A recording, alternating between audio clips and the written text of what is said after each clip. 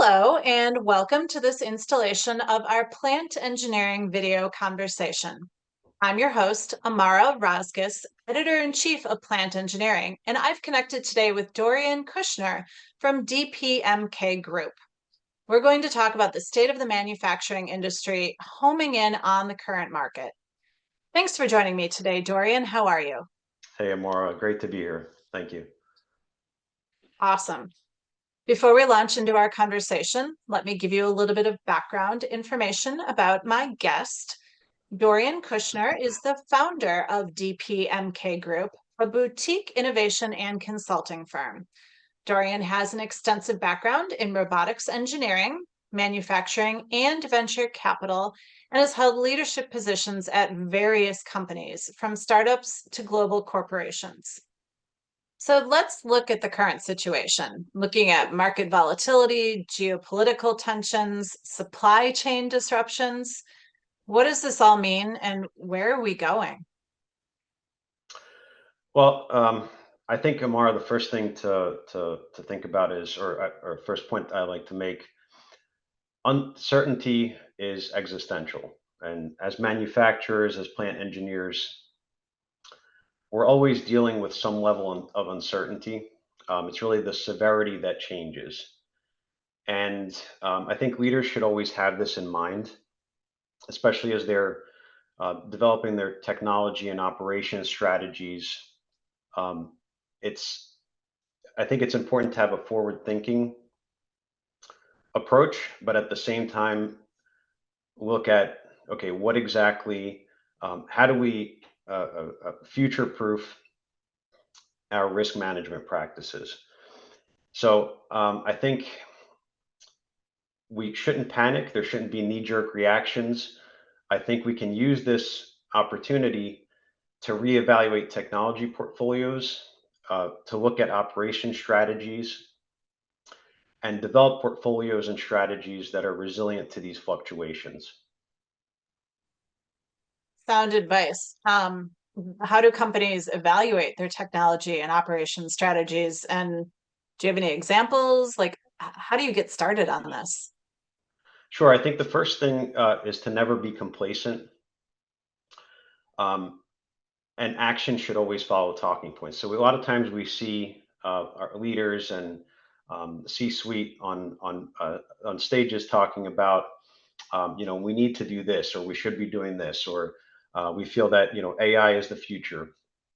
Those are all great talking points, but I think that the key here for manufacturers and for plant engineers is to really put those strategies and those high level ideas into practice.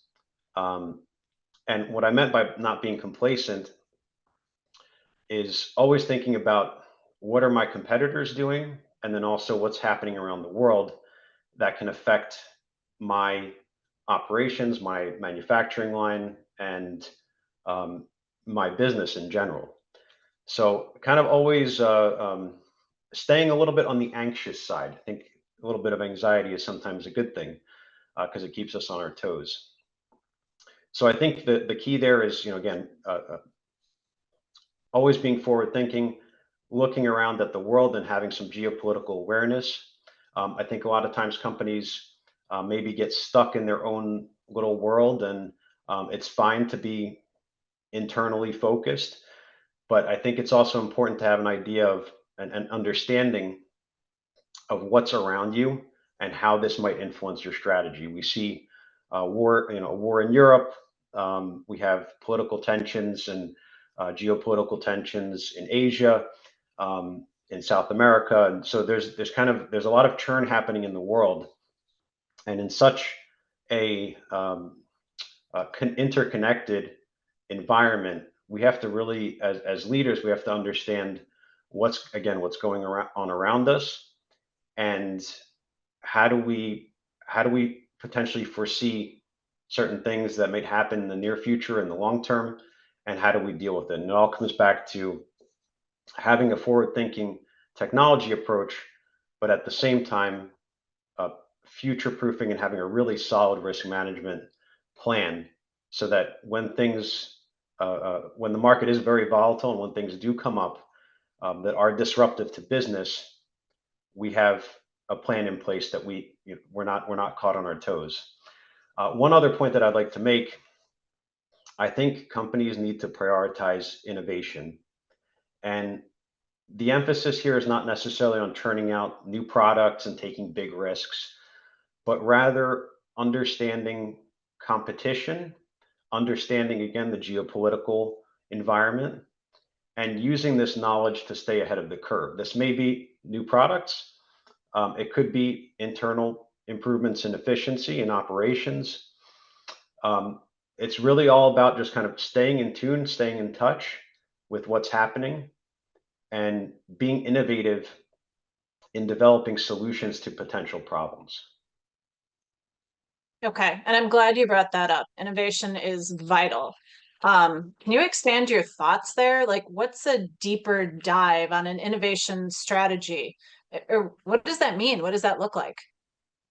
Sure. So, as I said, innovation doesn't necessarily need to be a brand new product or some a service or an initiative that's very risky and groundbreaking. We're uh, not sending rockets to Mars.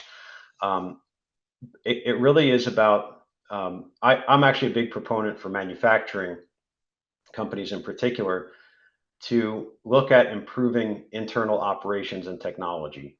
And I think a lot of times people think innovation means what I just said before, which is developing new things. But I think manufacturers can take that innovation approach and actually apply it inward and improve their companies, their manufacturing lines, and their operations.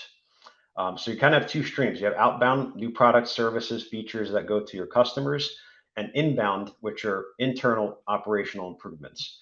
And that's really something when I'm working with my clients, we look at internal. So how do we improve our manufacturing line? How do we improve operations? And how do we use technology to make us better? A lot of times I see some of my clients will also be developing products and services that they then package and sell to their customers. A lot of times in situations like this where maybe there's a lot of market volatility and uncertainty, um, I like to say, okay, that's great, and it's great to stay ahead of competition and and and um, and have that revenue stream in your business. But let's improve internally. And a lot of times, I have many examples, but we've done what we call operational health checks or technology portfolio health checks, where essentially we just look at the business. That can be everything from the start of the manufacturing line all the way through to packaging, and any other supplemental technology. And we say, okay, well, what exactly are there any redundancies here that we don't need? Are there anything here that we're doing that's maybe high tech combined with low tech? And we'll probably get into this a little bit more in a future question. But looking at okay, looking inward and seeing what exactly can we do uh, to improve our bottom line and to make us, going back to my other point, to make us more resilient. Because I think uh, if we are able to reduce redundancies to future-proof potential problems before they become significant, and really improve our risk management perspective and our risk management strategies, I think we can position ourselves to be in a really good place to maintain the status quo, the foundational business. But then we also have the opportunity to push the curve a little bit, push the envelope, and have the flexibility to do new things. So um, I think really in this particular situation, it's really all about resilience, stability, and using technology to improve and make operations and internal functions efficient. Once that's in place, then there are other options to be a little more risky and to explore other avenues. But in a situation like we have now, with tariffs, with wars, I think a lot of manufacturers should be looking at okay, how do we bolster our operations and our technology and really position ourselves to weather the storm, but also be innovative at the same time? Right. And that's a great way to look at it. I want to follow that train of thought and share something with you. So, plant engineering recently completed the state of manufacturing operations. And looking at investment priorities and trends, we said that investment in maintenance and repair technologies remains a top priority. This is especially important for Mhm. manufacturers focused on improving reliability and downtime reduction. How does this align with what we just talked about, your overall strategy for leveraging innovation to navigate that market uncertainty? Well, I think this is a great example because this shows using innovative the or shows an example and actually market sentiment and manufacturer sentiment that innovative technologies can make improvements, and it is something that is inward focused, and there are many opportunities to integrate what I guess we can consider high tech technologies, IoT, AI, a lot of the buzzwords, but you know, sensors, interesting new models, predictive maintenance, like you say. Um, we have.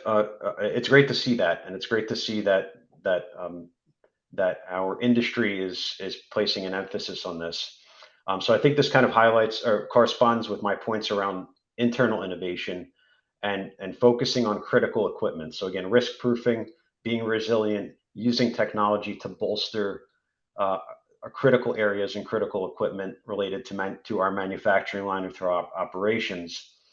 Um, and these improvements really do provide bottom line value. One key thing that I want to mention, though, I see a lot of manufacturers and companies in general try to they embrace technology, but sometimes it's a little bit um, too much too fast. And what I mean by that, I feel that manufacturers in particular should always maintain a systems level strategy and approach when they develop their technology and operations portfolio. And what I mean by that is I think manufacturers shouldn't be too overzealous in implementing AI or IoT or some kind of cool new sensor. I think that it's important for them to always keep in mind what does the system look like and how do we ensure that all these different components and all of these interesting new technologies, how are they integrated into our ecosystem? I'll give you an example of that. I did work with a client before who had a very modern, high-tech control system, AI-driven, very interesting. It was a really cool system, and they one of the issues that I found is that they weren't taking a systems level approach because they had this cool control system, which included predictive maintenance, by the way, but they didn't have downstream any kind of downstream integration. So the predictive maintenance system was telling them, hey, might need to change a filter on, a certain machine on the manufacturing line. And there was no connection to from that predictive maintenance system to the actual maintenance team. So the maintenance engineers and technologists didn't know that they had to change the filter because maybe they'd get an email, you miss it, or you look at it and forget about it. They were actually using pen and paper for a lot of their maintenance tasks and scheduling. So the predictive maintenance tool was working well as it should, but it wasn't getting the message, it wasn't getting the data to the people downstream who actually take the action. So I think it's really important that as designers, architects, and engineers in a plant engineering environment and manufacturing environment, it's always important to look at things from a system level perspective and make sure that any new technology that we integrate is able to talk to, communicate with other systems around us, and most importantly, with the people who actually do the action. Unless you have a fully automated plant, you still need humans to do things. You still have employees and workers. So if you have all these interesting technologies that are using AI and cutting edge models and things like that to to to get ahead of maintenance issues in this case, it's important to make sure that that data and those insights are being relayed properly to the people who actually turn the wrenches. So I think that's one key thing to mention, because again, I see this in my work, in my line of work. You know, I see my clients trying new things, and that's great. But at the same time, you have to always remember we have to think about the people on the factory floor who are vital to the operation, and we have to make sure that we get the information to them in a timely manner. So that sounds like a lost opportunity to me that you were able to help with. Yep. Cool. Okay. So let's kind of look ahead to maybe the next year or so. What are your thoughts on what we'll see and what can companies do? Well, I think we're going to continue to see volatility. I've already touched on this, but you know, you have the threat of potential tariffs, trade wars, um, uh, actual wars, supply chain issues, general unrest. The market but the stock market and is um, volatile, and it's seesawing back and forth. So I think volatility is going to continue. Um, it's really difficult to say what's going to happen to the manufacturing industry. I still think, ultimately, companies that produce things are in demand, and they're as long as there are humans that who consume and who work and such, there's always going to be a need for certain critical devices, components, products. I think the key thing here is really going back to my point on resilience and risk management. I think it's important to first do a health check, as I said before, which is looking at your operations, looking at your technology, and making sure that you don't have unnecessary redundancies, and making sure that everything is streamlined and efficient. If there are extra things that really don't help, like if there's a system or a component or a tool that doesn't really provide much value, I think it's important to look at that tool and say, maybe, okay, maybe we cut that and stick to really what's core to our business. And I think if manufacturers kind of focus on that, look internally, think about streamlining. I'm not necessarily saying cutting too many things, but just having an inward focus on efficiency and streamlining operations. I think manufacturers can weather the storm. And as I said to my point earlier, I think the volatility is going to continue. I just think it's important to really have a solid and resilient plan to deal with potential issues that come up in the next year or so, and also have that innovative approach where we're looking internally and saying, you know, uh, maybe there's a particular sequence of tasks or job that is or technology that is redundant.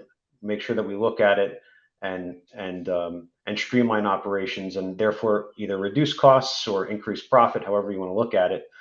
But I think having that internal resiliency sets companies up to really to weather that storm.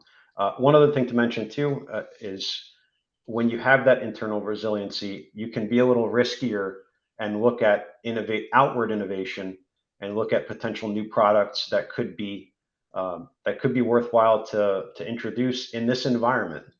You have situations where I don't know where the quote comes from, but I think it's something along the lines of "never waste a good crisis" or something like that.